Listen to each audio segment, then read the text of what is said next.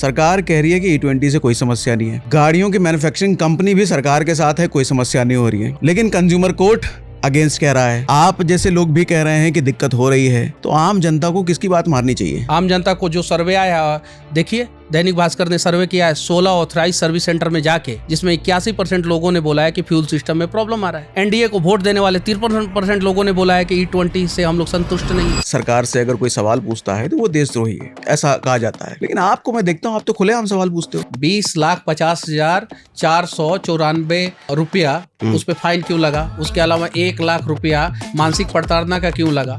और 10,000 रुपया केस में खर्चा का क्यों लगा? टोटल 21,60,494 रुपया उस पे फाइन क्यों लगा? 2024 की गाड़ी थी, जून महीना की गाड़ी थी, नवंबर 2024 से प्रॉब्लम होना शुरू हुआ और रायपुर का कंज्यूमर कोर्ट ने क्यों फाइन मारा? बाकायदा मारुति ने कहा था कि 1.5 करोड़ गाड़ियों का हम लोगों ने सर्विसिंग किया है। जब 1.5 करोड़ गाड़ियों का सर्विसिंग किया है तो इसका भी सर्विसिंग किए थे कि नहीं किए थे? पहले दिन से ये क्लियर है कि नॉर्मल पेट्रोल नहीं है। कल मंत्री जी काहे बोले कि जिनको शुद्ध पेट्रोल चाहिए वो 170 रुपया 100% पेट्रोल वाला के लिए ज्यादा पैसा दे? उन्हें तो कम से कम ये बात नहीं बोलना चाहिए। कंपनियां क्यों नहीं मान रही है कि E20 से दिक्कत हो रही है उनके इंजनों को, जबकि उन्हीं का नुकसान हो रहा है? तो आप कहना चाह रहे हैं कि कंपनियां जानबूझकर अपना सामान जल्दी खराब करवाना चाह रही हैं? 1940 की बनी गाड़ियों का इंजन आज भी स्टार्ट हो जाता है और आज की गाड़ी का 15 साल बाद इंजन स्टार्ट कीजिएगा तो नहीं होगा।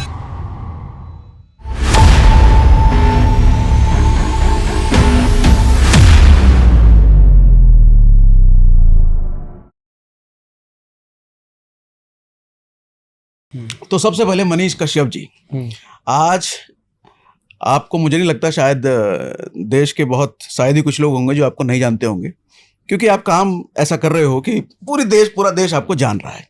तो मैं थोड़ा सा पीछे से चलना चाहूंगा। आपको अगर मैं देखता हूं तो हालांकि अभी आपको मंत्री जी के द्वारा यूट्यूबर कहा गया, लेकिन आप खुद को पत्रकार भी कहते हैं। पीछे कुछ समय पहले आप राजनीति में भी आए थे और उससे पहले आप इंजीनियर थे। तो अभी आप अपने आप को क्या बोलते हो? अच्छा, एक्टिविस्ट भी कई बार आप कहते हैं। नहीं, मैंने अपने आप को पत्रकार कभी नहीं बोला। बाकायदा मैं वीडियो के माध्यम से भी कहता हूँ कि मैं यूट्यूबर हूँ और यूट्यूब जरिया है हम लोगों के आवाज़ को सरकार तक पहुँचाने का, तो वो तो एक जरिया है। लेकिन डिग्री मेरे पास इंजीनियरिंग की है, जैसे आपके पास इंजीनियरिंग की डिग्री है और आप फाइनेंस एडवाइज़र भी हैं और उसके साथ साथ एडवाइज़र नहीं, एजुकेटर। हाँ, एजुकेटर जो भी है और साथ ही साथ मोटिवेशनल स्पीकर भी हैं। तो वैसे ही इंजीनियरिंग की मेरे पास डिग्री है और यूट्यूब के माध्यम से मैं जनता का बात को सरकार तक पहुंचाने का प्रयास करता हूं। और चुनाव मैं इसलिए लड़ा था कि मुझे पता है कि बिहार का डेवलपमेंट राजनीति के गलियों से ही होकर गुजरता है। तो जब हम जैसे पढ़े लिखे लोग जो जनता के लिए सड़कों पर संघर्ष कर रहे हैं, वैसे लोग चुनाव नहीं लड़ेंगे तो फिर वहीं बिहार का हालात वर्तमान समय में आप देख सकते हैं कि देश में सबसे पीछे है। तो इसलिए मैं चुनाव लड़ा। तो ये मल्टीपल रोल नहीं कह सकते हैं आप। बस डिग्री है इंजीनियरिंग का, आवाज़ यूट्यूब के माध्यम से और जरिया बिहार को बदलना। चुनाव लड़ने का निर्णय सही था आपके लिए? एकदम बिल्कुल सही था। क्यों नहीं? हम जैसे लोग अगर चुनाव नहीं लड़ेंगे तो फिर कौन लड़ेगा? और जो लड़ रहा है क्या वो बिहार को सही रास्ते पे लेके आ रहा है? अगर वो लेके आ रहा है तो हम लोगों की ज़रूरत नहीं है, और नहीं लेके आ रहा है तो हम लोग तो भाई लड़ेंगे ही चुनाव और कुछ ना कुछ बिहार के लिए करेंगे ही। तो अभी तो आप राजनीति से बाहर निकल गए। कैसे राजनीति से बाहर निकल गए? आप राजनीति से बाहर हैं? नहीं है। देश का कौन सा व्यक्ति है जो राजनीति से बाहर है? एक सिंगल आदमी का नाम बता दीजिए, वो सोचे या ना सोचे, लेकिन वो राजनीति से बाहर नहीं है। आप हवा को देखते हैं? नहीं दिखता है। नहीं दिखता है, लेकिन हवा लेते हैं कि नहीं? सांस लेते हैं कि नहीं लेते? हाँ। लेते हैं। वैसे ही बहुत सारे लोगों को महसूस नहीं होता है कि भाई हम राजनीति कर रहे हैं कि नहीं कर रहे हैं, लेकिन वो करते हैं। आप 5 साल में वोट देते हैं, किसी ना किसी पार्टी की तरफ से इंक्लाइंड होकर वोट देते हैं, तो क्या है? वो राजनीति नहीं है। कुछ लोग पार्शियली कर रहे हैं, कुछ लोग फुली कर रहे हैं, बस फर्क इतना ही है। नहीं, एक तो चलो हो गया राजनीति करना, लेकिन एक तो हुआ राजनीति में ही करियर तलाशना, राजनीति में ही नेता बनना, मंत्री बनना। क्या उस तरफ है ध्यान अभी आपका? देखिए, राजनीति में करियर नहीं होता है। जॉब और सर्विस में जितना अंतर होता है उतना ही अंतर राजनीति में होता है। राजनीति सेवा होता है वहाँ पे आके लोगों को सेवा करना चाहिए। लेकिन कुछ लोग इसमें करियर तलाशते हैं, कुछ लोग आके यहाँ पे ठेकेदारी करते हैं, कुछ लोग कमीशन खाते हैं, कुछ लोग आके यहाँ पे देश को बर्बाद करते हैं, कुछ लोग आके यहाँ पे अपने बच्चों को सेट करते हैं। लेकिन कुछ ऐसे भी लोग होते हैं जैसे अटल बिहारी वाजपेयी, लाल बहादुर शास्त्री, ऐसे भी लोग होते हैं जो राजनीति में आते हैं और जनता के लिए जीते हैं और जनता के लिए मर जाते हैं। तो हम लोग चाहते हैं कि राजनीति में अच्छे लोग आएँ, और हम लोग ये मानते हैं कि भाई बिहार के वर्तमान राजनीति के हिसाब से हम लोग राजनीति में जाके कुछ अच्छा कर सकते हैं, तो इसलिए प्रयास करते हैं। तो राजनीति में कुछ अच्छा मतलब देश के लिए, खुद के लिए? खुद के लिए अच्छा वो लोग करता है जो राजनीति में राजनीति में आता है लूटने के लिए, और ज्यादातर लोग वर्तमान समय में वैसे ही आ रहे हैं। बिहार का एक सड़क, एक हॉस्पिटल, एक कॉलेज, एक स्कूल बता दीजिए जो सही पैरामीटर पे बना हो और उसमें कमीशन नहीं खाया गया हो। तो वैसे लोग आके राजनीति में लूट खसोट मचाए हैं। हम लोग उस लिए नहीं आना चाहते, हम लोग अच्छा काम करने के लिए आना चाहते हैं। और अगर 5 साल में लोगों को लगे कि भाई ये गलत कर रहा है, बदल दीजिए, हटा दीजिए, एकदम फेंक दीजिए, दूसरे किसी को बिठाइए। लेकिन एक बात बताइए मनीष जी, थोड़ा कड़वा सवाल है लेकिन पूछता हूँ फिर भी, अगर भावना सेवा की है तो किसी भी पार्टी में रह करके सेवा किया जा सकता है। एकदम बिल्कुल सही कहा आप आपने। बीजेपी में भी रहे कुछ समय के लिए, कुछ समय के लिए आप प्रशांत किशोर के साथ भी रहे, और अभी आप जितना मैं समझ पा रहा हूँ किसी भी पार्टी से अलाइंड नहीं है। नहीं, हम प्रशांत किशोर जी के साथ है, पहला चीज। दूसरा चीज, एक एग्जाम्पल देना चाहता हूं मैं। जैसे आपने बोला कि भावना सेवा ही है तो किसी भी पार्टी में रह के किया जा सकता है। शाहरुख खान और अभिषेक बच्चन, पूरी दुनिया को पता है कि अभिषेक बच्चन से ज्यादा टैलेंटेड शाहरुख खान है। लेकिन जब शाहरुख खान ने शुरुआत किया तो उन्हें हर किसी के दरवाजे पे जाना पड़ा। क्यों? क्योंकि उनके पिताजी ने विरासत के रूप में उनके साथ कुछ छोड़ा नहीं था। उन्हें सर्कस में काम करना पड़ा, सीरियल में काम करना पड़ा, फिल्मों में विलेन बनना पड़ा, बाद में हीरो बने, और बाद में डिसाइड किए कि भाई हम सिर्फ इसी डायरेक्टर के साथ काम करेंगे। और उसके बाद से उन्होंने डिसाइड किया कि भाई हम अपने प्रोडक्शन हाउस में ही काम करेंगे। लेकिन अभिषेक बच्चन की शुरुआत कैसे हुई? अमिताभ बच्चन ने डिसाइड किया कि भाई कौन सा प्रोडक्शन हाउस, कौन सा डायरेक्टर, कौन सी फिल्म। लेकिन बाद में क्या असर हुआ? हम लोग वहीं सड़कों के लोग हैं, विरासत में हमें कुछ मिला नहीं है। मेरे पिताजी नहीं डिसाइड कर पाएंगे कि भाई तुम इस पार्टी में जाके रह के देश की सेवा करो या इस पार्टी में जाके रह के देश की सेवा करो। और हम जैसे स्वाभिमानी लोग जल्दी एडजस्ट भी नहीं हो पाते हैं। जो आपका कड़वा सवाल है वो बहुत अच्छा लगा मुझे, और इसलिए समस्याएं हम जैसे लोगों को होती है, और लोग हम जैसे लोगों से पूछते हैं कि भाई तुम इस पार्टी में थे, इस पार्टी में थे, इस पार्टी में थे, इस पार्टी में थे। लेकिन एक बार अगर हम लोग विधानसभा में या लोकसभा में हम लोग चले जाते हैं तो उसके बाद से अगर हमने गलती किया तो फिर ये सवाल हम लोगों से पूछा जाना चाहिए कि भाई आपको मौका मिला, इस पार्टी ने मौका दिया और उसके बावजूद आपने स्विच क्यों किया। लेकिन अभी तो हम लोग मौका की तलाश में है। किस लिए मौका की तलाश में है? क्योंकि हम जाके वहां कुछ अच्छा करना चाहते हैं, इसलिए मौका की तलाश में है। और वहां पे जब आप साधारण परिवार से आते हैं, टैलेंटेड होते हैं, स्वाभिमानी होते हैं, तो जल्दी एडजस्ट नहीं कर पाते हैं, और यही समस्या हम लोगों के साथ है। तो बीजेपी में ऐसा क्या दिक्कत हुआ जो वहां से निकलना पड़ा? देखिए, पीएमसीएच में एक बच्ची मर रही थी, 24 घंटे के अंदर मर जाती अगर वहां मैं नहीं पहुंचता तो। उस बच्ची को बचाया और मैं आज सड़क पे हूं। उस बच्ची को नहीं बचाया होता तो आज मैं विधानसभा में होता। नहीं, थोड़ा डिटेल में बताइए। पूरा बिहार जानता है। पीएमसीएच में एक बच्ची का इलाज सही ढंग से नहीं हो रहा था, मैं गया वहाँ पे, कुछ डॉक्टर से झगड़ा झंझट हुआ, मुझे बाकायदा हॉस्पिटल में एडमिट होना पड़ा। उस बच्ची का बाद में इलाज हुआ बढ़िया तरीके से, और उस दौरान भारतीय जनता पार्टी में जिन जिन लोगों के लिए मैंने त्याग किया था उन लोगों ने फ़ोन करके हालचाल भी नहीं पूछा, मैंने पार्टी छोड़ दिया।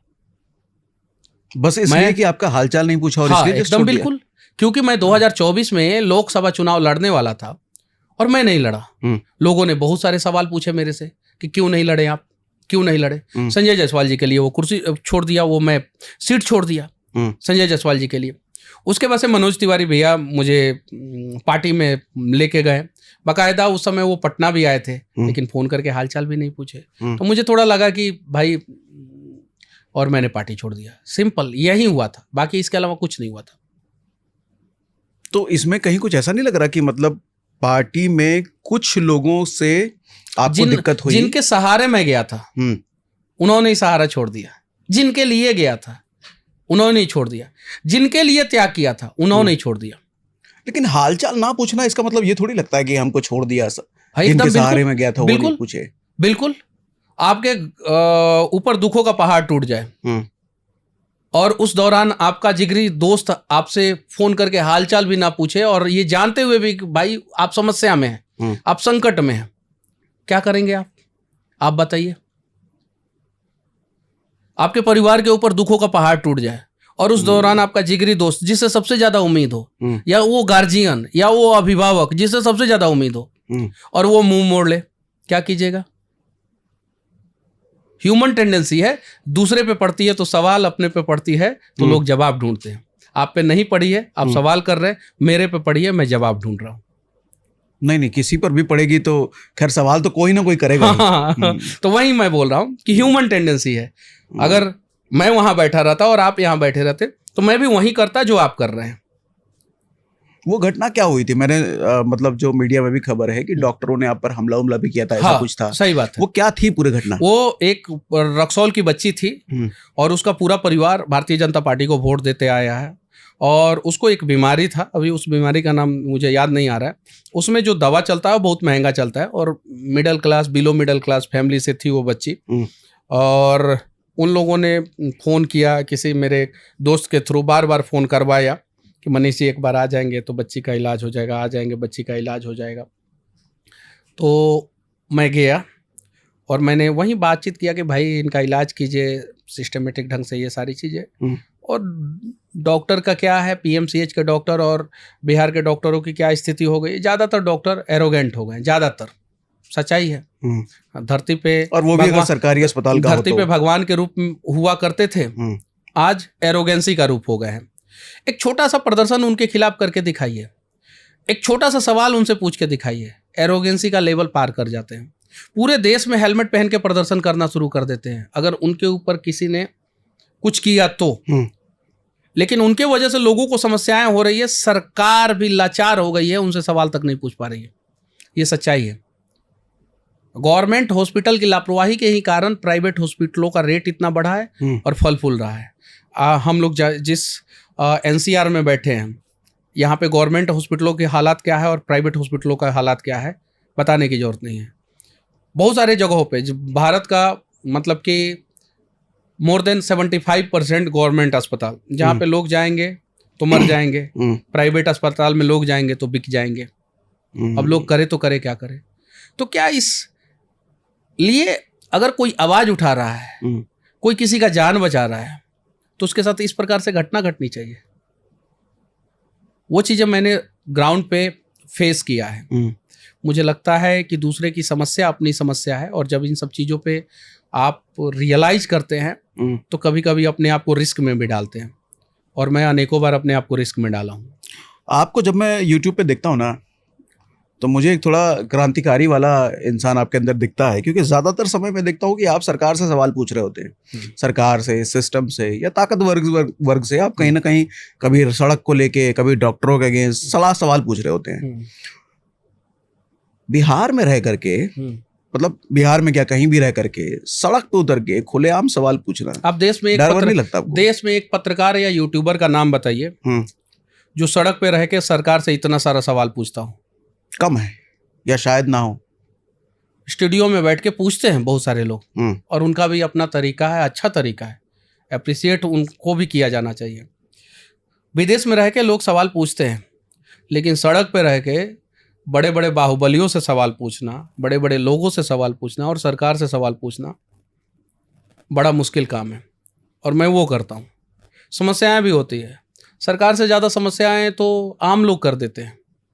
जैसे हम लोग पटना में ड्रग माफिया के खिलाफ और एक्स रैकेट के खिलाफ, तो उसके खिलाफ हम लोग गए थे, रात में 1 बज रहा था। वहाँ पे पुलिस सपोर्ट कर रही है। सपोर्ट कर रही है मतलब? पुलिस मतलब कि सपोर्ट कर रही है हम लोगों को कि भाई आया तो वीडियो बनाने दो, कोई दिक्कत नहीं। वहाँ पे वहाँ के कुछ लोग ही भाई कि ये क्या कर रहे हो, ऐसे वैसे, उल्टा सीधा, ये सारी चीज़ें। तो अगर किसी राज्य को आप बदलना चाहते हैं, किसी देश को बदलना चाहते हैं, तो सबसे पहले लोगों को जागरूक होना होगा। जापान को जापान के लोगों ने बनाया, अमेरिका को अमेरिका के लोगों ने बनाया, कनाडा को कनाडा के लोगों ने बनाया, तो भारत को भारत के लोग ही बनाएंगे। अगर जापान से आगे हम जाएंगे तो क्रेडिट भारत के लोगों को जाएगा, और जापान से अगर आज हम पीछे हैं तो उसका भी क्रेडिट हम ही को जाता है, क्योंकि हम ही लोगों के बीच से नेता पैदा होते हैं। अब भारत और दुनिया का तुलना हो गया। भारत में अगर भारत के अलग राज्यों से बिहार का तुलना किया जाए तो बिहार को बिहार के लोग ही बनाएंगे, और बिहार आज अब सबसे पीछे है। शिक्षा, स्वास्थ्य, ह्यूमन इंडेक्स, 3 पैरामीटर होता है गवर्नमेंट का या अलग अलग एजेंसीज का, और इन तीनों पैरामीटर में सबसे पीछे बिहार है।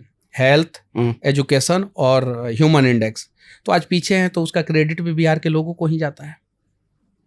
एक बात बताइए मनीष जी, आज सोशल मीडिया पर बड़ा ये चलता है कि सवाल सरकार से अगर कोई सवाल पूछता है तो वो देशद्रोही है, ऐसा कहा जाता है।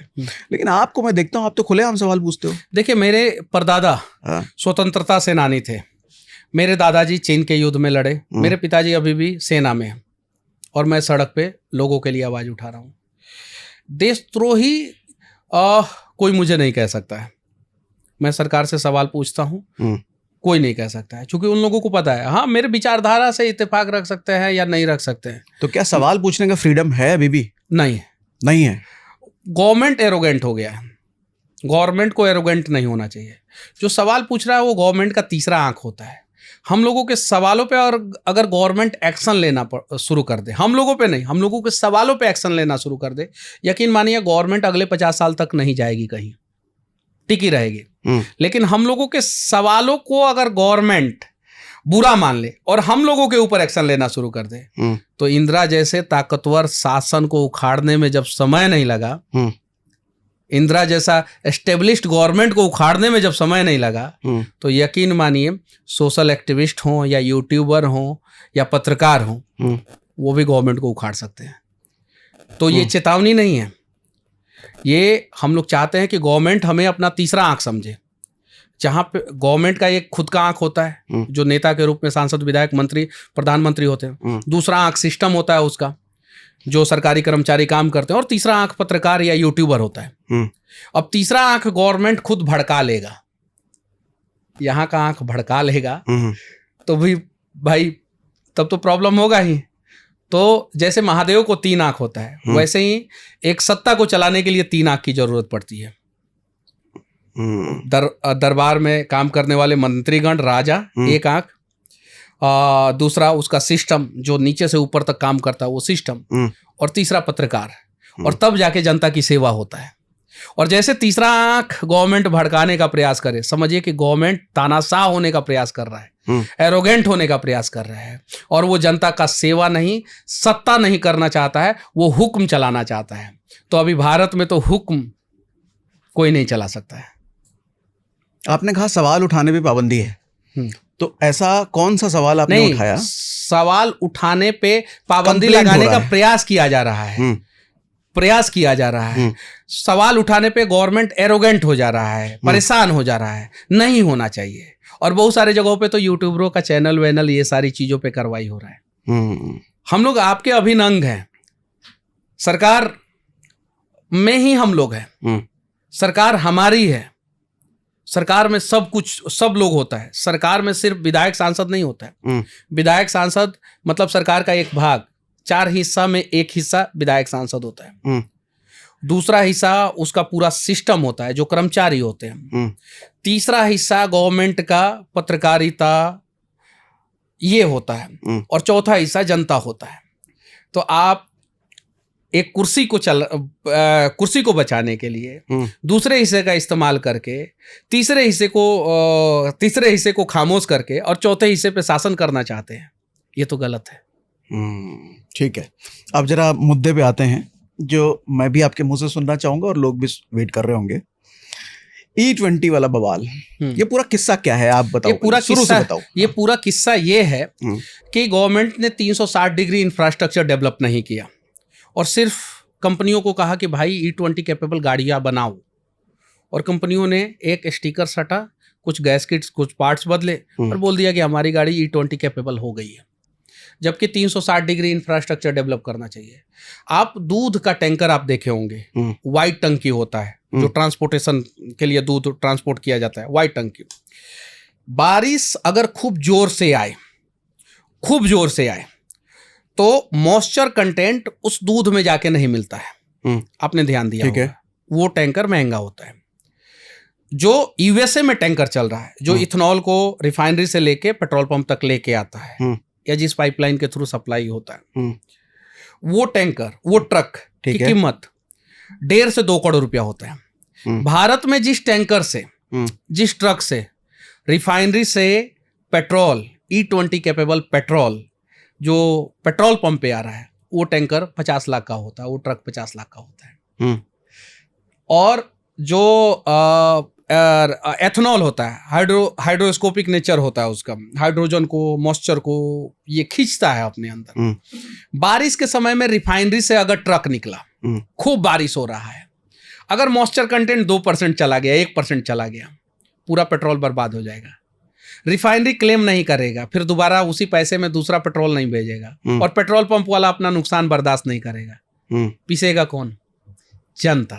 भारत में 1 लाख से ज्यादा पेट्रोल पंप है, और उसमें से 95% पेट्रोल पंप 2023 से पहले बना। उस समय सरकार ने क्या पेट्रोल पंप वालों के लिए कुछ नोटिफिकेशन जारी किया था कि आपको स्टोरेज टैंक को इंप्रूव करना है, आपको एयर टाइट स्टोरेज बनाना है, आपको उसमें कुछ चीजें करना है, ऐसा कुछ नोटिफिकेशन जारी हुआ? नहीं जारी हुआ, क्योंकि गवर्नमेंट सोची भी नहीं थी कि यहाँ पे भी प्रॉब्लम आ सकता है। नहीं, नोटिफिकेशन नहीं जारी हुआ, सिर्फ ये गाड़ी, आप कैसे कह सकते हैं? तो जारी हुआ तो गवर्नमेंट बता दे, ये तो पब्लिक डोमेन में होना चाहिए सारी चीजें। ARAI का जो रिपोर्ट आया कि 6% एवरेज डाउन हुआ, वो गवर्नमेंट अभी तक सार्वजनिक नहीं की है, वो तो लीक हुआ, एवरेज लीक हुआ, वो तो रिपोर्ट लीक हुआ। जैसे पेपर लीक होता है, वैसे ARAI का रिपोर्ट लीक हुआ। Automotive research association of India गाड़ियों को मॉनिटरिंग करती है, उसने बोला कि 6% तक, अप टू 6% एवरेज कम हो सकता है। और वो कहाँ रिसर्च करती है? वो एक ऐसे एनवायरनमेंट में रिसर्च करती है जहां पे गाड़ियों का एवरेज रियल एवरेज से सीधे डबल देता है। आपका जो गाड़ी एवरेज क्लेम करता है ARAI, वो रियल वर्ल्ड में दिल्ली मुंबई में अगर आप चलाएंगे तो आधा देता है, हाईवे पे चलाएंगे तो आधा से थोड़ा सा ज्यादा हो जाता है। और वो जहां टेस्ट करते हैं वो सबसे ज्यादा देगा, वो अब वहां पे सबसे ज्यादा देता है। वहां पे उन्होंने 6% डाउन कर दिया, बता दिया कि 6% तक डाउन हो तो रियल वर्ल्ड में और ज्यादा होना चाहिए, और ज्यादा होना चाहिए। और मैंने बोला है कि 10 से 30%, 10% तो रियल वर्ल्ड में हो रहा है, और 30% तक कब तक हो जा रहा है? क्योंकि गाड़ी का इंजेक्टर जब फ्यूल को इंजेक्ट करने में कैपेबल नहीं हो रहा है, और एथेनॉल का मात्रा ज्यादा जा रहा है, तो रेस ज्यादा देना पड़ रहा है। क्योंकि गाड़ी को तो भाई ताकत चाहिए। गाड़ी को ताकत कब आता है? जब उसमें फ्यूल बर्न होता है, जब फ्यूल बर्न होता है। और पेट्रोल से ज्यादा इथेनॉल अगर पहुंचने लगे गैस के वजह से, टंकी में, फ्यूल के टंकी में अगर नीचे स्टोर हो जाए और ज्यादा जाने लगे, तो फिर ज्यादा इथेनॉल चाहिए। ज्यादा इथेनॉल चाहिए तो ज्यादा बर्न करने के लिए, ज्यादा ताकत के लिए ज्यादा इथेनॉल चाहिए, तो गाड़ी का एवरेज तो कम होगा। तो आपका कहना है कि रियल वर्ल्ड में 30% गाड़ियों का माइलेज कम हुआ है? अप टू 30%, 10% तो आप मान के चलिए रियल वर्ल्ड में। और सरकार अगर सोच रहा है कि भाई रियल वर्ल्ड में नहीं हो सकता है, और ARAI जितना गाड़ी का एवरेज क्लेम करता है, तो भाई एक सर्वे करा ले सरकार, लोगों से पूछ ले, सोशल मीडिया पे, न्यूज़ पे, ईमेल आईडी के माध्यम से, पत्र के माध्यम से पूछ ले कि भाई ये बात सही है कि नहीं। जो ARAI जो एवरेज जो क्लेम करता है, क्या उतना एवरेज कभी गाड़ियाँ देती है? नहीं देती। लेकिन सरकार तो साफ साफ कह रही है कि गाड़ियों वाली जो कंपनी है वो साफ साफ कह रही है कि E20 से कोई दिक्कत नहीं हो रहा है। तो फिर मारुति ग्रैंड विटारा कैसे खराब हुआ? 20,50,494 रुपया उस पर फाइन क्यों लगा? उसके अलावा 1 लाख रुपया मानसिक प्रताड़ना का क्यों लगा? और 10,000 रुपया केस में खर्चा का क्यों लगा? टोटल 21,60,494 रुपया उस पर फाइन क्यों लगा? 2024 की गाड़ी थी, जून महीना की गाड़ी थी, नवंबर 2024 से प्रॉब्लम होना शुरू हुआ, और रायपुर का कंज्यूमर कोर्ट ने क्यों फाइन मारा? क्यों मारा? बाकायदा मारुति ने कहा था कि 1.5 करोड़ गाड़ियों का हम लोगों ने सर्विसिंग किया है। जब 1.5 करोड़ गाड़ियों का सर्विसिंग किया है तो इसका भी सर्विसिंग किए थे कि नहीं किए थे? और जब इसका किए थे तो ये प्रॉब्लम आया था, तो आप मंच पे बैठ के क्यों नहीं बोले कि हमारी एक गाड़ी में प्रॉब्लम आया? और जो ग्रैंड विटारा में जो टेक्नोलॉजी है, स्ट्रॉन्ग हाइब्रिड टेक्नोलॉजी, वही टेक्नोलॉजी हाई राइडर में है और वही टेक्नोलॉजी हाई क्रॉस में है। Hycross, Innova Hycross, Hyryder, Urban Cruiser Hyryder और ग्रैंड विटारा, ये सेम टेक्नोलॉजी है, स्ट्रॉन्ग हाइब्रिड टेक्नोलॉजी। और कुछ जगहों पे नेट पे सर्च मारा जाता है तो पता चलता है कि इस टेक्नोलॉजी का जनक टोयोटा है और मेरा तो इनोवा हाई क्रॉस ही था। हाइब्रिड गाड़ियों में ये समस्या है कि उसमें अगर 0.1% कंटामिनेटेड फ्यूल आ जाए तो भाई प्रॉब्लम हो जाता है, इंजन में प्रॉब्लम आ जाता है, वो इंजन लाइट जल जाता है, उस पर लिखना शुरू कर देता है कि हाइब्रिड सिस्टम वर्क नहीं कर रहा है, प्रॉपर तरीके से वर्क नहीं कर रहा है, इंजन को पावर नहीं मिल पा रहा है, ये सारी चीज़ें लिखना शुरू कर देता है गाड़ी। नॉर्मल गाड़ी 1% तक बर्दाश्त भी कर लेता है, तो हाइब्रिड गाड़ी 0.1% है, यानी उससे 10 गुना कम वो बर्दाश्त कर पाता है। उसी इनोवा में तो प्रॉब्लम आया था मेरी गाड़ी में। तो आपकी गाड़ी का मैन्युफैक्चरर टोयोटा खुद कह रहा है कि उसकी वजह से दिक्कत नहीं आया है। और टोयोटा ही जिस गाड़ी का मैन्युफैक्चरिंग किया है, इंजन का मैन्युफैक्चरिंग किया है, मारुति का इंजन का मैन्युफैक्चरिंग, उसी पे रायपुर कोर्ट ने 21,60,494 रुपए का फाइन मार दिया है। उसी पे मारा है। आप सर्च मारिए आपके मोबाइल में, वो भारत माता की जय वाला और भगवाधारी वाला ऑरेंज कलर का आईफोन है ना। मैं भी देश से बहुत प्यार करता हूं और धर्म से मुझे भी बहुत प्यार है और मुझे अपने धर्म पे गर्व है, गर्व है, मुझे गर्व है। और मेरे पास भी अगर आईफोन होगा किसी दिन तो मैं इसी कलर का खरीदूंगा आईफोन, एकदम गारंटी कह रहा हूं। और जिस दिन खरीदूंगा उस दिन मैं दिखाऊंगा, क्योंकि मेरे पास पुराना वाला है, उसमें ये कलर नहीं आता था। सर्च मारिए उसमें, ठीक है, मैं मारूंगा। देखिए क्या कह रहा है। और उसमें सिर्फ और सिर्फ इतना सर्च मारिए, इतना कि पेट्रोल में अगर 20% एथेनॉल मिलाते हैं तो गाड़ी और पेट्रोल पंप के टंकी में क्या क्या प्रॉब्लम आ सकता है। सिर्फ सर्च मारिए उस पर, दूध का दूध, पानी का पानी हो जाएगा। अनकट वीडियो है, सेम डाल दीजिएगा, दिखा दीजिएगा। तो एक बात बताइए, सरकार कह रही है कि E20 से कोई समस्या नहीं है। सरकार तो 2 करोड़ लोगों को रोजगार भी दे रही थी। हाँ सुनिए ना, सरकार कह रही है कि E20 से कोई समस्या नहीं है, गाड़ियों की मैन्युफैक्चरिंग कंपनी भी सरकार के साथ है, कोई समस्या नहीं हो रही है। हाँ।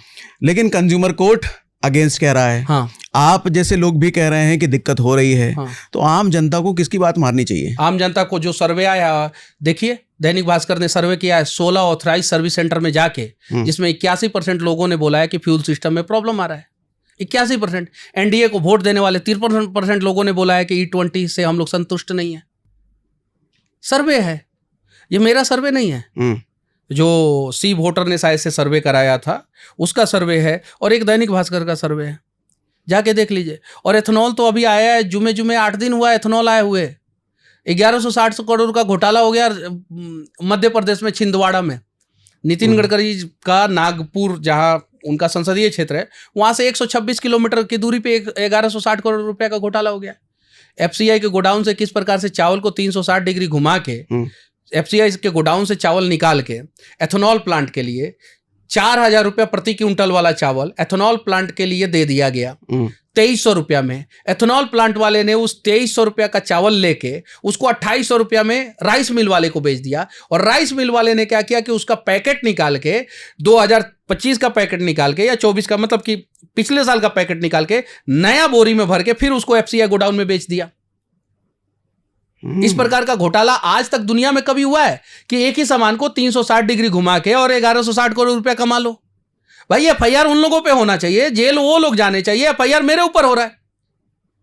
126 किलोमीटर की दूरी का करप्शन नितिन गडकरी जी को नहीं दिख रहा है, और वहां से तो मैं 2000 किलोमीटर दूर हूं, पटना। पटना का यूट्यूबर है, पटना का यूट्यूबर है। अरे छिंदवाड़ा में जो चोरी हुआ है चावल के नाम पे, और पता है वो क्या चीज का चावल था? गर्भवती महिला को देने वाला चावल था। पता है, वो कुपोषण से लड़ने वाला चावल था। और जिस देश में कुपोषण से लड़ने वाले चावल के साथ 360 डिग्री घुमा के भ्रष्टाचार हो जाए, यकीन मानिए वो देश उस शासन में तो विश्वगुरु नहीं बन सकता है। तो शासन को अपने अंदर झांक के देखना पड़ेगा।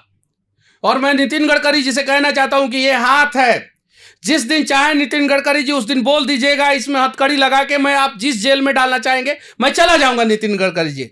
लेकिन मेरे देश के लोगों को और मेरे देश के लोगों के साथ अगर कुछ गड़बड़ होगा तो आवाज तो उठाएंगे हम लोग। गलत हो रहा है। ये देश मेरा है, ये देश आपका है, और ये देश जो वीडियो देख रहे हैं उन लोगों का है। हम लोग देश छोड़ के नहीं भाग सकते हैं। और इन नेताओं के आधे बच्चे विदेशों में रहते हैं, आधे से अधिक बिजनेसमैन डुअल नागरिकता लेके बाहर रह रहे हैं। हम लोग आवाज भी नहीं उठाए अपने लिए, अपने परिवार के लिए, आने वाला भविष्य के लिए, आने वाला जनरेशन के लिए नहीं उठा सकते हैं।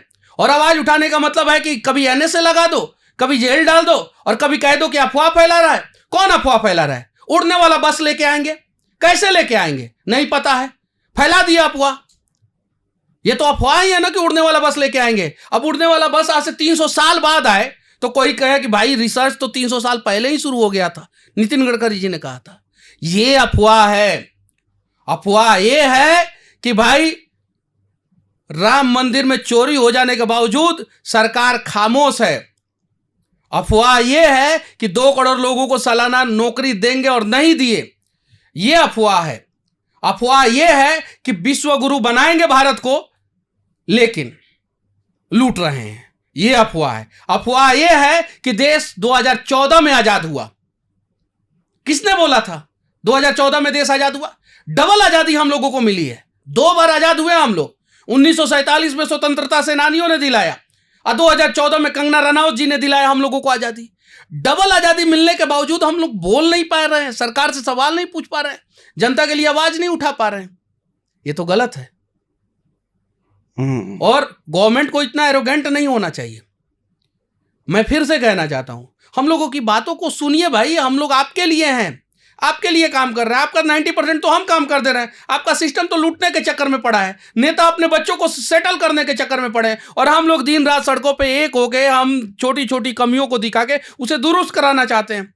अगर सड़क में खड्डा है और वहां पे कुछ हो गया, हादसा हो गया, वहां के आसपास के लोग कभी गवर्नमेंट को वोट देंगे? नहीं देंगे। सड़क में खड्डा, हमने वीडियो बनाया, दिखा दिया, गवर्नमेंट ने बनवा दिया, तो यकीन मानिए वहीं का विधायक जीतेगा, वहीं सरकार जीतेगी। तो एक बार इंदिरा गांधी ने किया था, पता है क्या किया था? क्या किया था? अकबर रोड के जितने भी अखबार वाले थे, प्रिंटिंग प्रेस था, सब पे ताला लगवा दिया था रातों रात। उस समय प्रिंट मीडिया का बड़ा जोर था, और वहीं देश का सत्ता निर्धारित करता था।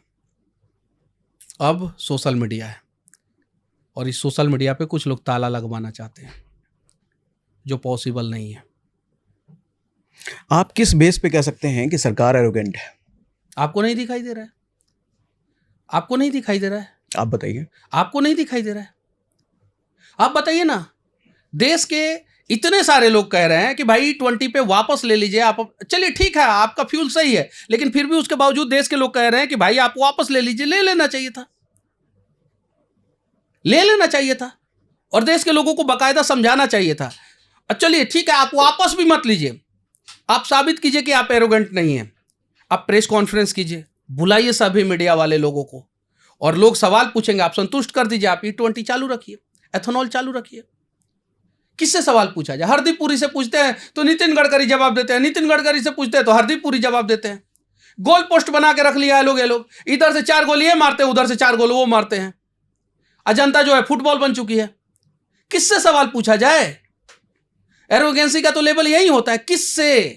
कंपनी से पूछो तो भाई बोल रहा है कि एक्सटर्नल डैमेज है, एक्सटर्नल प्रॉब्लम है, ये एक्सटर्नल चीज के वजह से प्रॉब्लम है। यही बात मारुति सुजुकी के रिप्रेजेंटेटर ने कोर्ट में बोला था, कंज्यूमर कोर्ट में, कि फ्यूल एक्सटर्नल चीज है और उससे प्रॉब्लम आया, लेकिन कोर्ट ने उनकी दलील नहीं सुनी। हम जाएं तो जाएं, किसके पास जाएं? क्या करें हम लोग? कोई तो एक रिस्पॉन्सिबल व्यक्ति आगे आए, हाथ उठाए और कहे कि भाई हम इस डिपार्टमेंट के मंत्री हैं और हम रिस्पॉन्सिबल हैं, हम सारे सवालों का जवाब देंगे। कोई नहीं आ रहा है। नितिन गडकरी से सवाल पूछिए तो बोल रहे हैं क्या कि जो सवाल का जवाब दे रहे हैं, जो फंस रहे हैं तो बोल रहे हैं हरदीप पुरी डिसाइड करेंगे, पेट्रोलियम मिनिस्ट्री डिसाइड करेगा। तो क्यों सरकार वापस नहीं ले रही होगी अगर जनता विरोध करे तो? 1 लाख करोड़ रुपया का इन्वेस्टमेंट है इथेनॉल प्लांट पे, जो बैंकों ने लोन दिया है, और सरप्लस प्रोडक्शन है, कैपेसिटी है भारत का सरप्लस। 2000 करोड़ लीटर एथेनॉल का प्रोडक्शन है। और सर कैपेसिटी है, प्रोडक्शन कैपेसिटी है, और भारत को वर्तमान समय में 20% मिलाने के बावजूद 1100 से 1200 लीटर ही चाहिए। सरप्लस कैपेसिटी भाई किसी को पिला दो। आपके पास कफ सिरप ज्यादा है तो 2 ढक्कन की जगह पे 4 ढक्कन पिला दो, पियो। कैसे नहीं पियोगे? इससे खांसी खत्म होता है। पियो, एथेनॉल पियो भाई, साइलेंसर तो धुआं कम निकलेगा, पियो। लेकिन धुआं कम निकालने के चक्कर में गाड़ी का धुआं हो जा रहा है, इससे किसी को मतलब नहीं है। 4 ढक्कन कफ सिरप पी लीजिएगा, सो जाइएगा, मदहोश हो जाइएगा। जो आप 16 घंटा काम करते हैं उसके जगह पे 4 घंटा काम कीजिएगा, बाकी सोए रहिएगा। तो यही हो रहा है गाड़ी के साथ, और समझने का प्रयास ही नहीं किया जा रहा। मैं नितिन गडकरी से बाकायदा आपके ही चैनल पे आके और यहीं पे बैठ के नितिन गडकरी जी ने इंटरव्यू दिया है। मैं कह रहा हूं, मैं माफी मांग लूंगा नितिन गडकरी जी से। मैं बस नितिन गडकरी जी एक प्रेस कॉन्फ्रेंस बुलाएं और हम लोगों को संतुष्ट कर दें। हमारा इतना भी हक नहीं है कि हम अपने मंत्री से मतलब कि संतुष्ट हो सके, इतना भी हक हम लोग खो दिए हैं। हमें संतुष्ट कर दे सबके सामने, और सब लोग रहेंगे और सब लोग बोलेंगे कि हाँ हम संतुष्ट हो गए हैं। मैं भी बोलूंगा कि मैं भी हो गया हूं, नितिन गडकरी जी आप सही, हम गलत, हम माफी चाहते हैं। लेकिन नितिन गडकरी जी कहते हैं कि उनके खिलाफ प्रोपेगेंडा चलाया जा रहा है। कैसे प्रोपेगेंडा? कौन चला रहा है? बोल रहे हैं कि जो लॉबी है, इंपोर्ट एक्सपोर्ट लॉबी है, वो मेरे खिलाफ है। कौन सा लॉबी है भाई? 3 सरकारी कंपनी है, HPCL, BPCL, IOCL, Indian oil, Hindustan petroleum, Bharat petroleum. ये PSU है, ठीक है, पब्लिक सेक्टर अंडरटेकिंग है ये। उसके अलावा नायरा है और रिलायंस है। ये 5 ही लोग हैं। अब जब प्रोपोगेंडा उनके खिलाफ फैलाया जा रहा है तो ये 5 में से कौन फैला रहा है उनके खिलाफ? नाम तो बताएं। ये 5 ही लोग हैं ना, 5। मैंने उनसे ये सवाल पूछा था उनके साथ इंटरव्यू में, तो उन्होंने ये बताया था कि जब वो एथेनॉल बेस्ड ज्यादा से ज्यादा तेल भारत में होगा तो तेल इंपोर्टिंग कंपनियों का नुकसान होगा। वही मैं पूछ रहा हूं, इंपोर्ट करता कौन है? HPCL, BPCL, IOCL, नायरा और रिलायंस, यही 5 लोग हैं। ये 5 लोगों में कौन प्रोपोगेंडा फैला रहा है? जब हमारे मिनिस्टर हमारे देश को नहीं बता पा रहे हैं, 2 कारण हो सकता है। या तो मंत्री जी झूठ बोल रहे हैं, और नहीं तो मंत्री जी इन 5 से डरे हुए हैं, तभी ना नाम नहीं बता रहे हैं। मुकेश अंबानी इनके खिलाफ है, नायरा वाले इनके खिलाफ है, HPCL, BPCL, IOCL तो नहीं होगा इनके खिलाफ, क्योंकि वो आधा गवर्नमेंट आधा प्राइवेट है, PSU है, तो वो तो नहीं होगा इनके खिलाफ।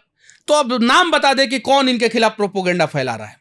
और मैं आज आपके इसी चैनल पे कह के जा रहा हूं, अगले साल आप देखिएगा कोई इंपोर्ट ड्यूटी में कोई कमी नहीं आई रहेगी, क्योंकि पेट्रोल का कंजम्पशन हमारा बढ़ जाएगा, गाड़ी का एवरेज गिर जाएगा।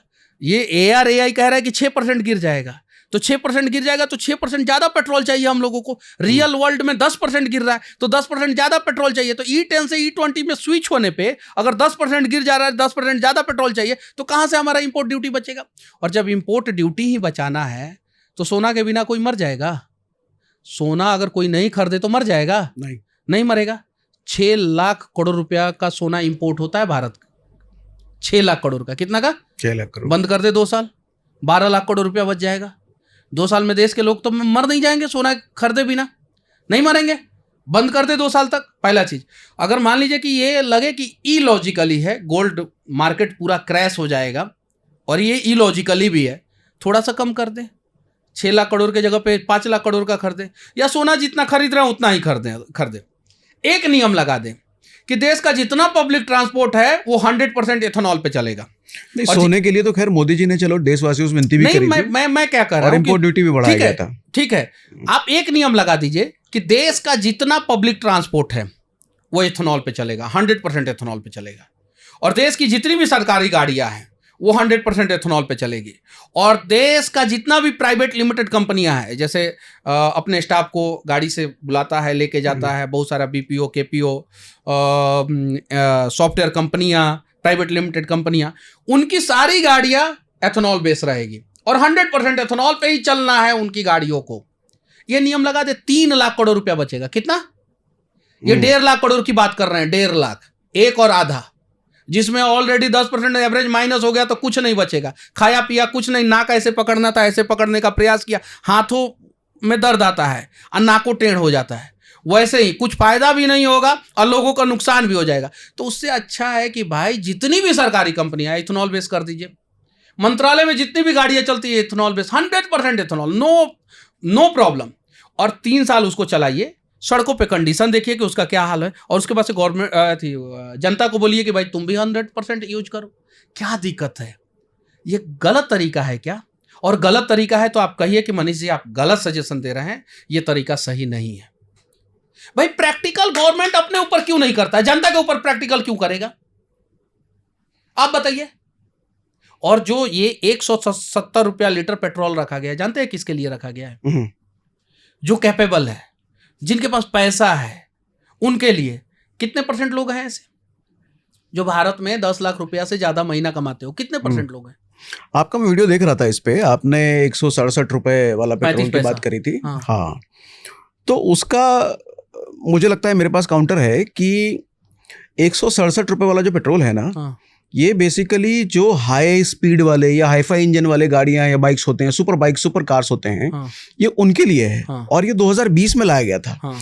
और जब ये लाया गया था तो शुरुआती प्राइस ही उसका शायद 160 रुपए के आसपास था। नहीं 140 के आसपास या 140-45 के आसपास ऐसा कुछ रहा होगा। हाँ। तो पहले दिन से ये क्लियर है कि नॉर्मल पेट्रोल नहीं तो है कल ये। मंत्री जी काहे बोले कि जिनको शुद्ध पेट्रोल चाहिए वो 170 रुपया 100% एथेनॉल वाला 100% पेट्रोल वाला के लिए ज्यादा पैसा दे?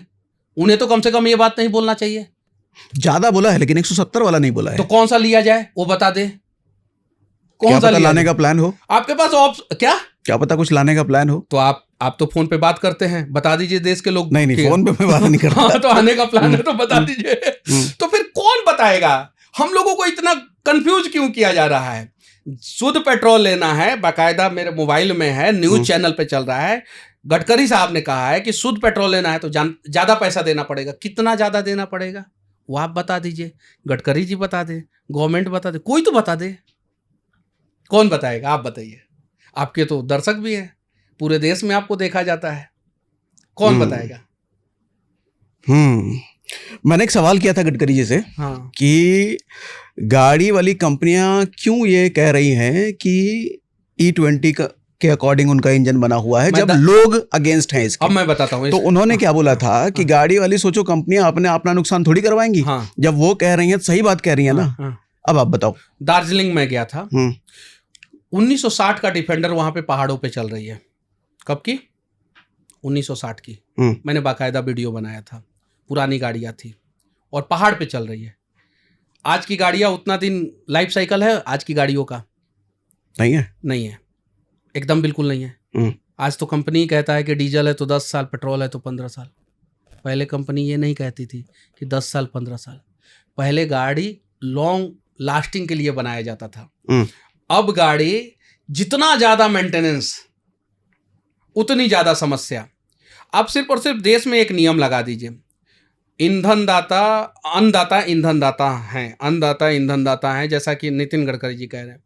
तो देश के जितने भी पेट्रोल पंप हैं वो सारे किसानों के नाम होना चाहिए, सारे के सारे किसानों के नाम होना चाहिए, पहला चीज।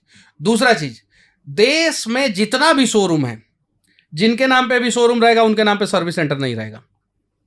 सर्विस सेंटर कोई किसान ही ले सकता है। देश के लोगों का भला करना चाहते हैं ना। लेकिन प्रैक्टिकल नहीं है ना, किसान को कहां इतनी समझ है। वैसे ही प्रैक्टिकल E20 वर्तमान समय में नहीं है। मतलब आपका प्रैक्टिकल, हमारा प्रैक्टिकल भाई प्रैक्टिकल है नहीं है। आप तो भाषण क्यों दे रहे हैं कि ईंधनदाता ऊर्जादाता, अन्नदाता ही ईंधनदाता बनेंगे, अन्नदाता ही ऊर्जादाता बनेंगे? ये तो प्रैक्टिकल नहीं है। यही मैं बोल रहा हूं कि प्रैक्टिकल नहीं है। ये भी प्रैक्टिकल नहीं है कि उड़ने वाला बस अगला 50 साल में आएगा। ये भी प्रैक्टिकल नहीं है। अब ड्रोन से एक छोटा सा बस बैठा के उस पर 2 आदमी को बैठा के अब बोल दीजिए नोएडा से ग्रेटर नोएडा भेज दिए और देखिए रिसर्च चालू हो गया। ये प्रैक्टिकल नहीं है। यही चीजें मैं समझा रहा हूं। और गवर्नमेंट के हम लोग खिलाफ नहीं है, गवर्नमेंट की आंख है, हम लोग तीसरी आंख है। गवर्नमेंट हमें अपना दुश्मन ना समझे। नेता लोग तो फिर भी देश छोड़ के चले जाएंगे, उनके पास पासपोर्ट है। हम जैसे लोगों के पास पासपोर्ट भी नहीं है, बनने वाला भी नहीं है हम लोग का पासपोर्ट। भाग भी नहीं सकते हैं देश छोड़ के, क्योंकि इतने आपके पास? कैसे बनेगा? इतने सारे मुकदमे हैं, नहीं छोड़ के भाग सकते हैं हम लोग देश। और देश से हम लोगों को बेहद प्यार है। ये लोग तो चले जाएंगे, इन किस विधायक सांसद के पास और मंत्री के पास और उनके बच्चे के पास पासपोर्ट नहीं है? आप बताइए ना, किस बड़े बिजनेसमैन के पास पासपोर्ट नहीं है? ये लोग चले जाएंगे खाली करके, कंगाल करके देश को। हम लोग कहां जाएंगे? हमारा आने वाला जनरेशन कहां जाएगा? आज पॉल्यूशन इंडेक्स में पूरी दुनिया में पीछे से दूसरे नंबर पे हैं हम लोग। पर कैपिटा इनकम के मामले में देख लीजिए हम लोग कहां हैं। तो बहुत सारी चीजें हम लोग चाहते हैं कि गवर्नमेंट इन सब चीजों पे ध्यान दे। और करप्शन का लेवल बढ़ रहा है, और करप्शन का लेवल कौन कर रहा है? मैं जानता हूं कि करप्शन ऊपर के लोग नहीं कर रहे हैं, लेकिन नीचे से तो हो रहा है। और नीचे अगर कार्रवाई नहीं होगा तो लोग कहेंगे कि ऊपर वाले लोग शामिल हैं। कहेंगे कि नहीं कहेंगे? मान लीजिए कि एक अस्पताल बनाने के दौरान, बिल्डिंग बनाने के दौरान करप्शन हो, बिल्डिंग्स में क्रैक्स आ जाए, सड़क बनाने के दौरान सड़क में क्रैक्स आ जाए, और उसका वीडियो अगर पहुंचाया जाए, माननीय मंत्री जी तक पहुंचाया जाए, और मंत्री जी कार्रवाई अगर कर दे, तो लोग क्या कहेंगे? मंत्री ईमानदार है, ठेकेदार चोर था। और अगर मंत्री जी कार्रवाई नहीं करेंगे तो लोग क्या कहेंगे? ठेकेदार से लेकर मंत्री जी तक मिले हुए हैं। तो इन चीजों को समझने की जरूरत है। बाकी देश के लोग समझदार हैं, और वोट आप किसी को दीजिए, कोई फर्क नहीं पड़ता। आप मोदी जी को वोट दीजिए, कांग्रेस को वोट दीजिए, जिस पार्टी को देना है दीजिए। सवाल तो सरकार से होना चाहिए कि नहीं होना चाहिए? इतना तो हक जनता को होना चाहिए कि नहीं होना चाहिए? अच्छा, मैंने कुछ खबर देखा कि टोयोटा ने यहाँ पर FIR किया है, फिर कुछ खबर ऐसी भी थी कि सरकार ने यहाँ पर FIR किया है। गवर्नमेंट ने, सही खबर क्या है? गवर्नमेंट ने नहीं FIR किया है। अच्छा, गवर्नमेंट ने FIR नहीं किया है, टोयोटा ने किया है। टोयोटा ने भी नहीं किया है। नहीं किया है। नागपुर में एक नितिन गडकरी जी के कोई करीबी आदमी हैं, उन्होंने FIR किया है, करवाया है, मतलब थाने में जाके उन्होंने किया। ओके। क्या है उस FIR में? पता नहीं, अभी तक पता नहीं चला। ओके, तो आप तक खबर तो आई होगी? खबर आई है, FIR हुआ है। कब आया आप पर? 4, मेरे साथ साथ 4 और इन्फ्लुएंसर पे FIR हुआ है। तो उस FIR को आप अब हैंडल कैसे करोगे? जैसे हर बार करते हैं। कितने FIR हैं पे? 22 से ऊपर है। 22 से ऊपर? हाँ। और ये कितने दिनों में हुआ ये? ये वही 3-4 साल में हुआ है, 5 साल में हुआ है। तो फिर ये खबर कहाँ से आई कि टोयोटा ने FIR किया है? पता नहीं, गडकरी जी बैठ के बोले थे। किस थाने में किया है वो पता चलेगा तो उसका भी देखा जाएगा। ओह, तो वो सवाल का जवाब मुझे नहीं मिला अब तक। कंपनियां क्यों नहीं मान रही हैं कि E20 से दिक्कत हो रही है उनके इंजनों को, जबकि उन्हीं का नुकसान हो रहा है? हाँ, वो हम लोग आधे में रह गए। देखिए, आजकल जो भी कंपनियां चल रही है, जो भी, वो मेनली स्पेयर पार्ट्स से चल रहा है। Spare parts, genuine spare parts का एक नया ट्रेंड आया, नया झोल आया कि भाई जेन्युइन ही लगाइए। नाम जेन्युइन है, बना रहा है थर्ड पार्टी, जो फरीदाबाद में, गुरुग्राम में, गुजरात में, पंजाब में, या साउथ में, तमिलनाडु में, अलग अलग राज्यों में बना रहा है थर्ड पार्टी। कंपनी नहीं बना रहा है। 90% जेन्युइन पार्ट जो लिखा हुआ रहता है, जैसे एनर्जी ड्रिंक्स चल रहा था ना, बाद में पता चला कि भाई एनर्जी ड्रिंक्स के नाम से तो कोई लाइसेंस ही नहीं दिया गया है। वैसे ही जेन्युइन पार्ट जितना लिखा गया रहता है वो थर्ड पार्टी मैन्युफैक्चर करती है, और इसी से कंपनी चलती है। गाड़ी बेच के नहीं। गाड़ी बेच के क्या फायदा? गाड़ी बेच के तो गवर्नमेंट को फायदा होता है। एक गाड़ी पे 18% से लेकर 40% तक टैक्स रहता है, और बाहर की गाड़ियां आए तो 100% से ऊपर चला जाता है। अब 40% तक GST देने के बाद आप इंश्योरेंस लेते हैं, उस पर देते हैं, रोड टैक्स लेते हैं, उस पर 10 से 12% देते हैं। तो एक गाड़ी बिकी, नई गाड़ी बिकी, तो गवर्नमेंट को एक मुश्त पैसा आ गया। उसके बाद से एजेंसी कैसे चलेगा, शोरूम कैसे चलेगा?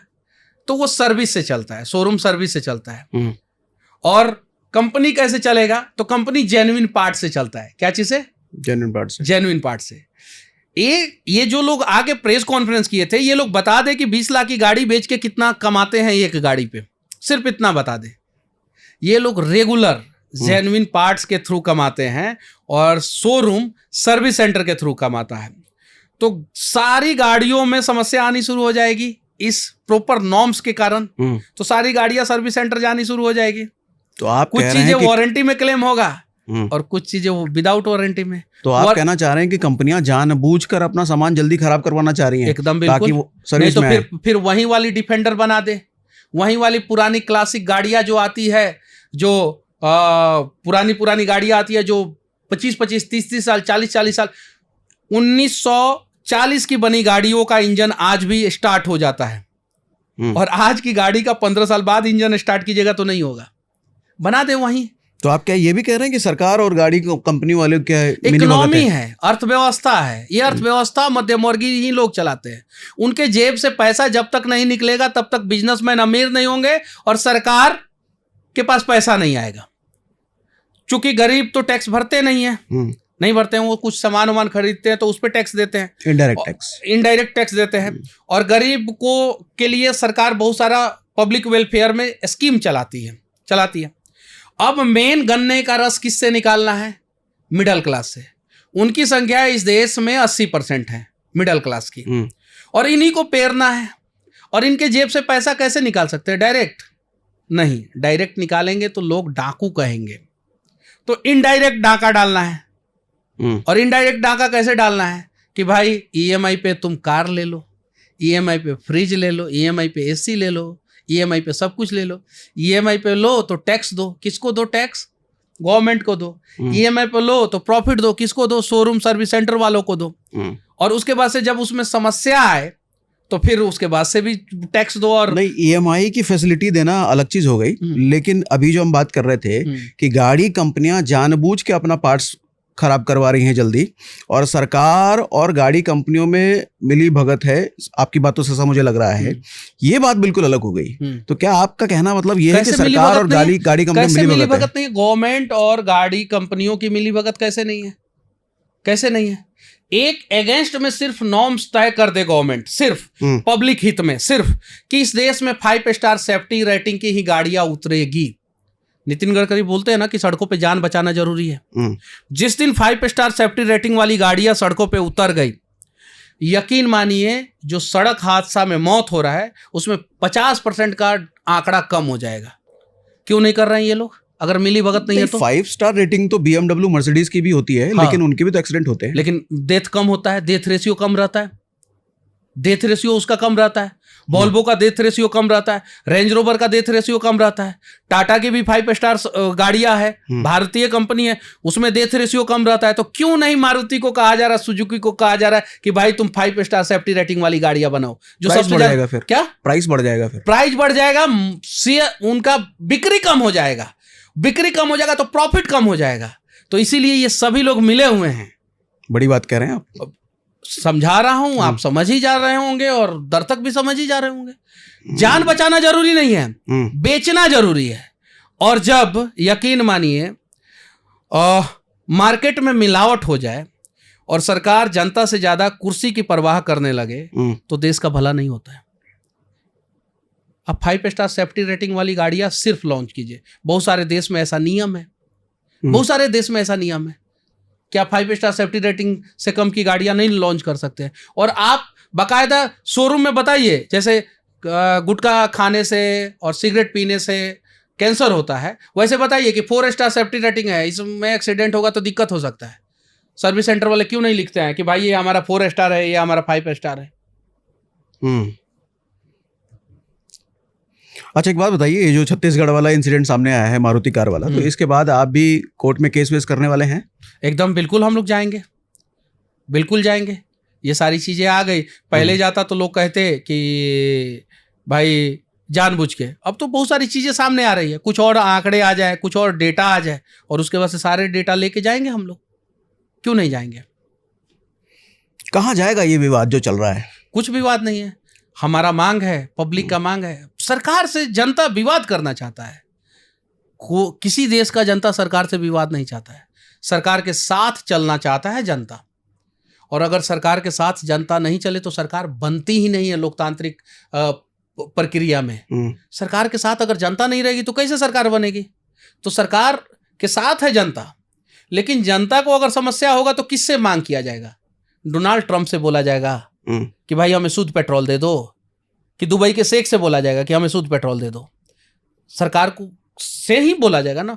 और हमारे सरकार तो इस डिपार्टमेंट के हरदीप पुरी जी हैं, लेकिन हरदीप पुरी जी के पहले वो स्पार्टन जो फिल्म आया था हॉलीवुड का 300 वाला, तो वो 300 वाला लोगों के बराबर एक नितिन गडकरी जी आगे आके खड़े हो जा रहे हैं हरदीप पुरी के पहले कि भाई हरदीप पुरी से सवाल जो भी पूछेगा उसका जवाब पहले मेरे से होके गुजरेगा। तो सवाल हम लोग हरदीप पुरी से पूछना चाहते हैं, वो स्पार्टन जैसे नितिन गडकरी जी एकदम वीर योद्धा बन के हरदीप पुरी जी के आगे खड़े हो जा रहे हैं। अरे नितिन गडकरी जी, बहुत प्यार करते हैं देश के लोग आपसे जब आप सड़कों पे ध्यान देते हैं तो, और यकीन मानिए देश का इकलौता अगर कोई हाईवे मैन है तो नितिन गडकरी ही है। और अगर देश का ट्रांसपोर्टेशन सिस्टम किसी ने दुरुस्त किया तो नितिन गडकरी है। लेकिन जब वो उस पर ध्यान देते हैं तो, जब मल्टीपल चीज़ों पे, अपने बेटे के भविष्य पे, हरदीप पुरी को बचाने में, इथेनॉल पे ध्यान देना शुरू करते हैं तो सड़कें फटनी शुरू हो जाती है, गाड़ियाँ खराब होनी शुरू हो जाती है और पब्लिक आवाज़ उठाना शुरू कर देता है। मोदी जी से ज़्यादा प्यार लोग नितिन गडकरी से करते थे। आपको पता है मोदी की सरकार 2024 में आई due to only one reason, Nitin Gadkari. आपने कई बार तारीफ की है नितिन गडकरी, सैकड़ों वीडियो है मेरे यूट्यूब पे है और अभी भी है, बाकायदा डेट वाइज है। और अगर नितिन गडकरी E20 पे बैक नहीं हुए, हरदीप पुरी बैक नहीं हुए, तो यकीन मानिए जिस नितिन गडकरी के वजह से 2024 में मोदी जी की सरकार आई, उसी नितिन गडकरी के वजह से 2029 में बीजेपी की सरकार चली जाएगी। नितिन गडकरी की वजह से बीजेपी की सरकार आई? एकदम बिल्कुल, सबको पता है। 2014 में मोदी जी का लहर था, 2019 में मोदी जी के काम के वजह से 5 साल जो काम दिखा सड़कों पे, उस वजह से सरकार आई। लेकिन 19 के बाद से जब कोरोना आया, लोगों को समस्याएं हुई, तो देश में सड़क के अलावा कुछ नहीं दिखा। सड़कें दिखी, कोरोना काल में भी जबरदस्त सड़कें बनी, चौड़ी चौड़ी सड़कें बनी, एक्सप्रेसवे बना, हाईवेज बना, और उसी सड़क के भरोसे 240 तक बीजेपी पहुंच पाई। अगर सड़क का कंडीशन सही नहीं होता तो 40 सीटें कम आती, 200 पे अटक जाती बीजेपी और सरकार नहीं आ पाता।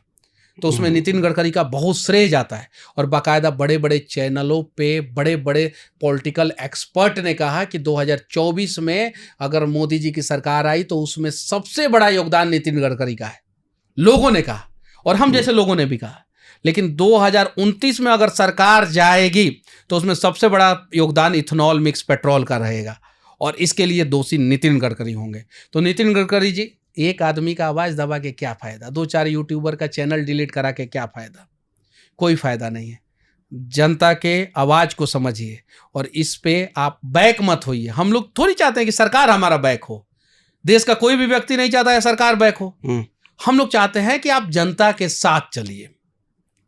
अब जनता से ज़्यादा आगे निकल गए हैं और पीछे घूम के देख रहे हैं तो पीछे जनता दिखाई नहीं दे रही है, वो कहीं इस रेस में बहुत पीछे छूट गई है। जब पीछे घूम के देख रहे हैं तो बड़े बड़े बिजनेसमैन दिखाई दे रहे हैं। तो ये जनता के हालात को भी देखिए, उनके पैरों में छाले हैं कि उनका घर का कंडीशन ठीक नहीं है, उनका दिल जख्मी है कि क्या है, जनता के हालात को देखिए। और मैं फिर से आपके यहाँ पे नितिन गडकरी जी आए थे, मैं फिर से कहना चाहता हूँ आप ही के चैनल पे, नितिन गडकरी जी, हम लोगों को आपसे कोई शिकवा गिला नहीं है। जेल डलवा दीजिएगा मनीष कश्यप को, कोई फर्क नहीं पड़ता, लेकिन जनता के हालात को समझिए और जनता के नब्ज को समझिए और E20 पे पुनर्विचार कीजिए। E10 को कुछ सालों तक कंटिन्यू कीजिए और 2030 में जो E20 लाने वाले थे 2030 में ला दीजिए। एक लास्ट सवाल का जवाब दीजिए। अभी तो चलो आप बैचलर हो, शादी वादी हुई नहीं आपकी, नहीं, तो खुले आम सड़कों पर आप क्रांतिकारी आवाज उठा लेते हो। शादी वादी होने के बाद भी ऐसे ही रहोगे, बदल जाओगे आप? थोड़ा सा तो बदलना पड़ेगा, सब बदलते हैं। बच्चे हैं आपके? हाँ, थोड़े बदले होंगे बच्चों के लिए। शादी हुई तो बीवी के लिए थोड़े उल्टा सवाल पूछ लिया हमने, पहले शादी हुई फिर बच्चे। ठीक है। आजकल तो बहुत सारे लोगों के पहले भी बच्चे हो जा रहे हैं, हाँ, शादी या बाद में हो रही है। वो बहुत सारे कुछ लोग हैं। हाँ ठीक है। तो ऐसा हो रहा है, तो इंसान को बदलना चाहिए, ऐसा नहीं है नहीं बदलना चाहिए। जो लोग कहता है कि नहीं बदल सकता है इंसान, वो मूर्ख है। तो मनीष कश्यप का ये आक्रामक रूप हमें देखने को नहीं मिलेगा फिर? थोड़ा सा तो कम हो जाएगा, यकीन मानिए, थोड़ा सा तो कम होगा।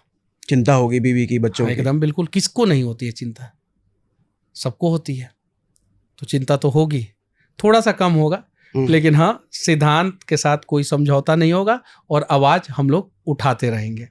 और मैं तो धन्यवाद देना चाहता हूँ बहुत सारे नेता जो इस मुद्दे पे आवाज़ उठाना शुरू कर दिए हैं। विपक्ष के नेता हूँ, यहाँ तक कि कुछ तो एनडीए के लोग आवाज उठाना शुरू कर दिए हैं।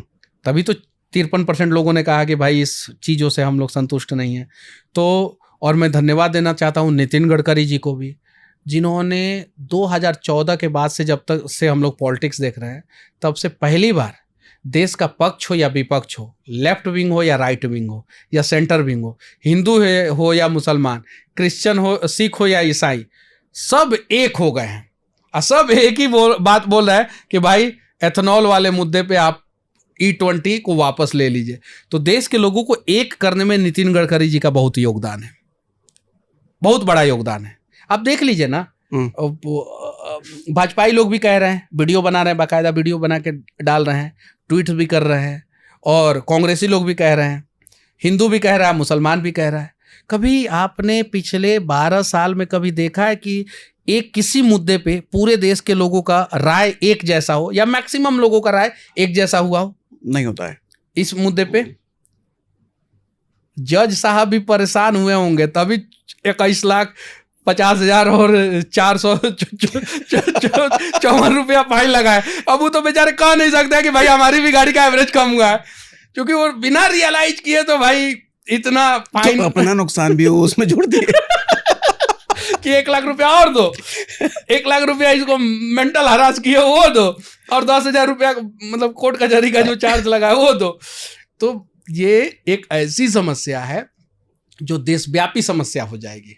मोटरसाइकिल खराब होगा, कार खराब होगा, और देश में 90% फैमिली के पास, एक परिवार में अगर 4 सदस्य गिनते हैं, वर्तमान समय में एक्टिव 30 करोड़ गाड़ियां हैं। एक्टिव, बाकायदा सरकार के नज़र में 15 साल से पुरानी गाड़ियां वो डीएक्टिव हो जाता है, लाइफ साइकिल उसका कंप्लीट हो जाता है, लेकिन बहुत सारे लोग गांव में इस्तेमाल करते हैं 15 साल से भी पुरानी गाड़ी।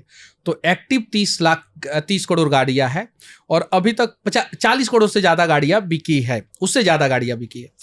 तो अगर 30 ही करोड़ मान लेते हैं, और सरकार का जो आंकड़ा है 24 करोड़, उसी को मान लेते हैं, और एक फैमिली में 4 से 5 लोगों को मान लेते हैं, तो सोचिए कितने सारे लोग परेशान हैं। सोच लीजिए। तो गवर्नमेंट को थोड़ा सा तो सोचना चाहिए। और ये किसान आंदोलन से बड़ा आंदोलन हो गया, गवर्नमेंट को पता ही नहीं चल रहा है। किसान आंदोलन गवर्नमेंट को इसलिए पता चला कि वो सड़कों पे बैठे थे, और यहाँ पे लोग सोशल मीडिया पे बैठे हैं, गाड़ी में प्रॉब्लम हुआ, वीडियो बना के डाल दिया सोशल मीडिया पे। तो ये बड़ा आंदोलन हो चुका है। और गवर्नमेंट से मैं कहना चाहता हूँ कि ऐसा ना हो कि जब तक रियलाइज हो तब तक लोगों की नाराजगी बढ़ जाए। उससे पहले आप एक प्रेस कॉन्फ्रेंस कीजिए और बोल दीजिए कि भाई हम लोग E20 लाएंगे, लेकिन कुछ समय दे रहे हैं, और कुछ गाड़ियों पे हम लोग, गवर्नमेंट की सारी गाड़ियों को हम लोग 100% एथेनॉल करने जा रहे हैं। कमाल है, मजा आया आपसे बात करके मनीष जी। आपकी जो बेबाकी है और बेबाकी से अपनी बात को रखने का अंदाज है, इसको जारी रखिएगा। ये आपको अलग बनाता है, यूनिक बनाता है, और आपकी लोकप्रियता और बढ़ा रहा है। मैं रिक्वेस्ट करूंगा कि हम जैसे लोग जब सड़कों पे संघर्ष करें और फंस जाएं, तो हम लोगों को अकेला मत छोड़ दीजिएगा। मैं आपके साथ हूँ। हम लोगों के साथ जल्दी लोग नहीं खड़ा होता है। Thank you very much Manish भाई, बहुत बढ़िया लगा आपसे बात करके। जय हिंद। जय हिंद।